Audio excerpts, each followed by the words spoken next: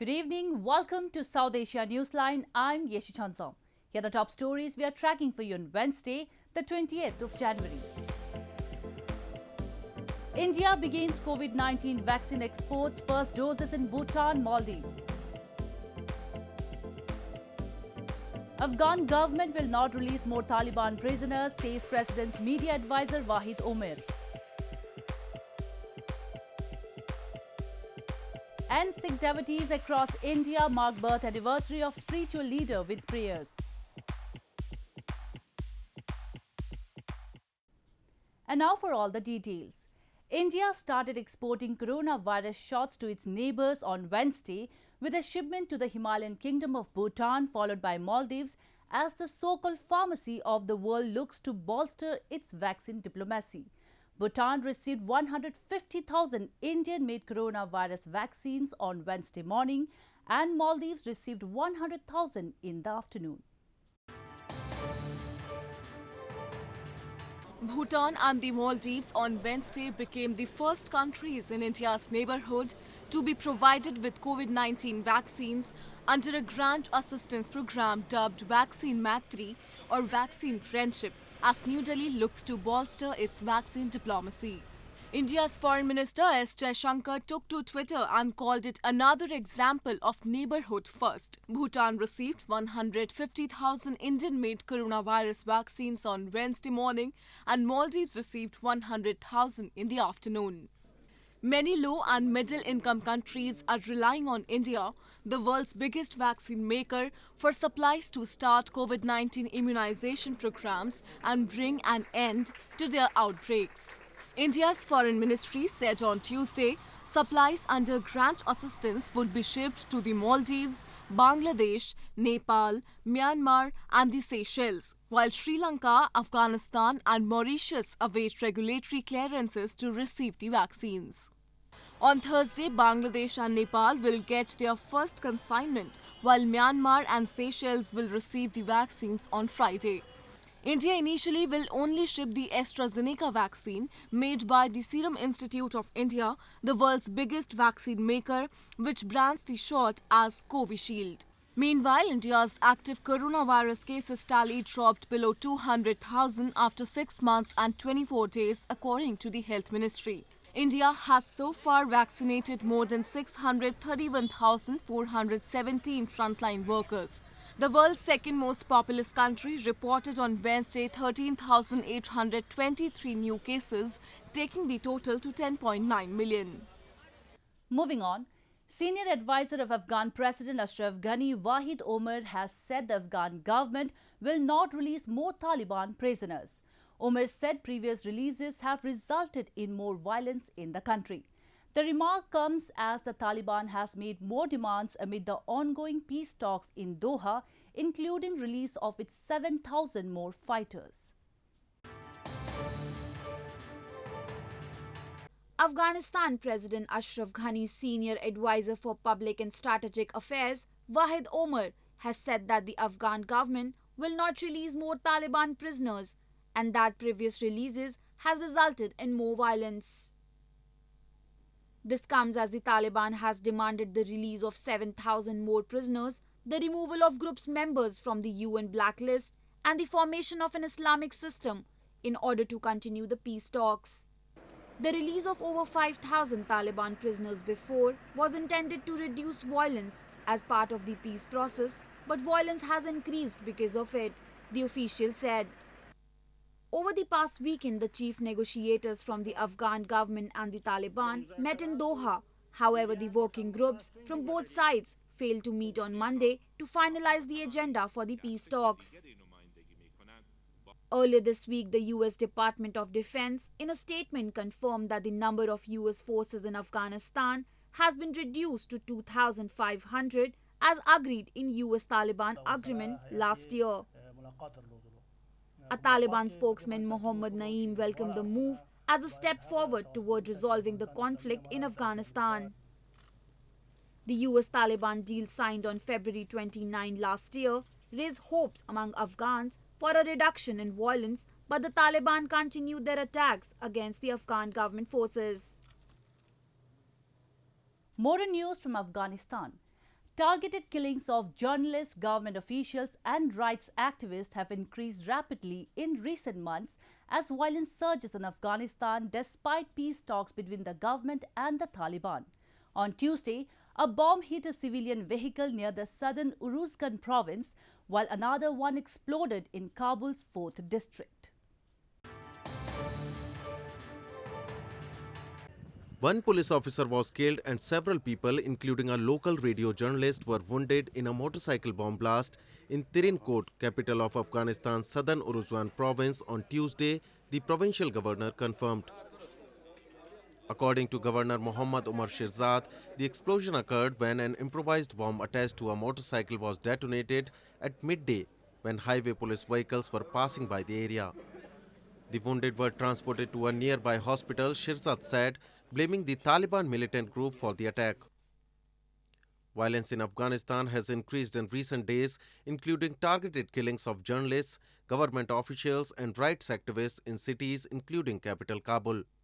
In the latest, 2 female judges were killed by unknown gunmen in the Afghan capital on Sunday.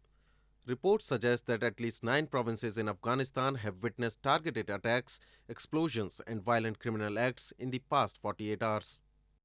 In news from Pakistan, Pakistan Muslim League-Nawaz's Vice President Maryam Nawaz has lashed out at Prime Minister Imran Khan, calling him the biggest thief and termed his Pakistan Tehreek-e-Insaf's foreign funding case the biggest fraud in Pakistan's history. The remarks were made during opposition Pakistan Democratic Movement's anti-government rally on Tuesday, held outside the Election Commission of Pakistan. Pakistan Muslim League-Nawaz or PMLN's Vice President Maryam Nawaz has slashed out at Prime Minister Imran Khan, calling him the biggest thief and termed the Pakistan Tehreek-e-Insaf foreign funding case the biggest fraud in Pakistan's history. Addressing a gathering outside the Election Commission of Pakistan on Tuesday, Maryam said the cases against her father, former Premier Nawaz Sharif, were expedited and decided within days, but the Election Commission had held 70 hearings of the Pakistan Tehreek-e-Insaf case since 2014. The foreign funding case against Pakistan Tehreek-e-Insaf was filed in November 2014 by Akbar S. Babar, a founding member of the party. He had alleged serious financial irregularities in the party's accounts. वो 23 bank accounts जो state bank of Pakistan है उसने पकड़ लिए इसके और ये 23 bank accounts इस इमरान खान के दस्तखतों के साथ ऑपरेट हो रहे थे। ये नहीं कि इनको पता नहीं था, जानबूझ के पाकिस्तान की आवाम से और ईसीपी से अपना जुर्म छुपाया इन्होंने। और स्क्रूटनी कमेटी खुद ये एतराफ करती है कि ये हकायक हम आपको फराहम नहीं कर सकते क्योंकि इमरान खान ने मना किया है। मेरे भाइयों, अब पता चला कि चोर चोर चोर की गिरदान करने वाला खुद सबसे बड़ा चोर निकला। The Pakistan Democratic Movement, the anti-government alliance of the opposition on Tuesday, gathered outside the Election Commission of Pakistan to remind it of its constitutional obligations. It was PDM's first show of power in Islamabad against Imran Khan-led government. Moving on, Pakistan-administered Kashmir is all set for elections to the Legislative Assembly this year. The Election Commission of Pakistan-administered Kashmir has announced the schedule for preparation and update of list of voters residing within the territory. Unveiling the scheme for the 33 constituencies, Chief Election Commissioner retired Justice Abdul Rashid Sulehria in a news conference recently gave the details of electoral rolls which will be verified by the National Database and Registration Authority and would be published on February 23. The final list of 33 constituencies will be published on April 1. Pakistan-administered Kashmir, which was illegally annexed by Islamabad more than 7 decades ago, is one of the most underdeveloped regions. Residents of Indian village of Kamala Harris celebrated her inauguration as US Vice President on Wednesday by offering prayers and setting off firecrackers. The village in southern India is where Harris' maternal grandfather was born more than a century ago.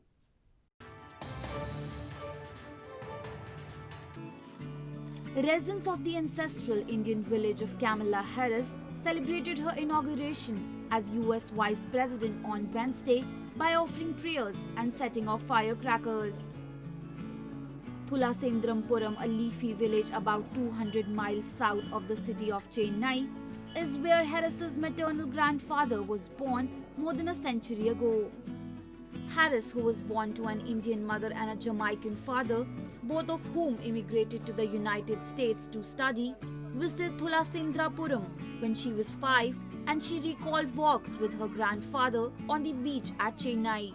Hopefully, we are very much happy. We are also ready to celebrate that occasions. Yeah, maybe she is the first maybe Vice President at USA. In India, everybody know, but if it is USA, this is a powerful country. So they are all the decision makers all over fields. So she is the number one inspiration. She has done all on her own. All that I will tell her. So far, she has been telling her mother taught her everything. I said, do whatever Shamla taught you. Do that way. You have been doing fine so far. Keep it up. That's all I can say. Meanwhile, Indian sand artist Sudarshan Patnaik carved a sand sculpture of US President-elect Joe Biden and Vice President-elect Kamala Harris on Tuesday to congratulate them on the new administration's inauguration. Patnaik created the sand art in India's eastern Puri beach, depicting Biden and Harris's faces mounted in front of the American flag and the US Capitol building. Sikh devotees on Wednesday offered prayers and took holy dips at the famous Golden Temple in India's northern Amritsar city to mark the birth anniversary of their 10th religious leader, Guru Gobind Singh. Devotees in national capital New Delhi also carried out a procession to mark the auspicious occasion and seek blessings.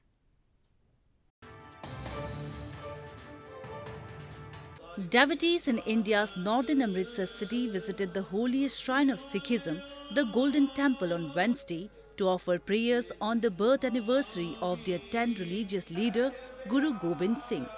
Guru Gobind Singh is the 10th Sikh Guru, a warrior, poet, philosopher, and the son of the revered 9th Sikh Guru Tegh Bahadur, who founded the Sikh warrior community Khalsa in the late 17th century. Devotees performed special prayers and took bath in the sacred pond as they remembered the spiritual leader on his birth anniversary. ਅੱਜ ਸਾਹਿਬ ਕਮਾਲ ਧੰਨ ਧੰਨ ਸਾਹਿਬ ਸ਼੍ਰੀ ਗੁਰੂ ਗੋਬਿੰਦ ਸਿੰਘ ਜੀ ਦਾ ਪ੍ਰਕਾਸ਼ ਪੁਰਬ ਹੈ ਜੀ।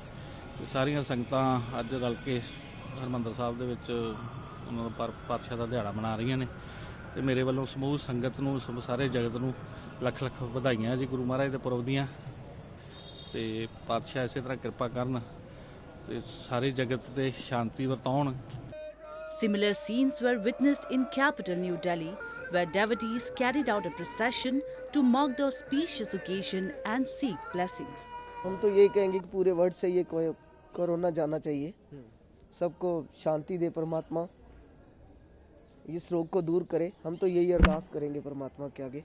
Sikhs in India form about 2% of over 1.35 billion population and are largely concentrated in the northern Indian state of Punjab and national capital New Delhi. Well, that's all we have for you from South Asia this evening. Now our viewers can watch the show on SouthAsiaNewsline.com. You can also visit us on Facebook.com/AsAsiaNewsline and follow us on Twitter @AsAsiaNewsline. That's all in tonight's edition. We will see you same time tomorrow. Good night.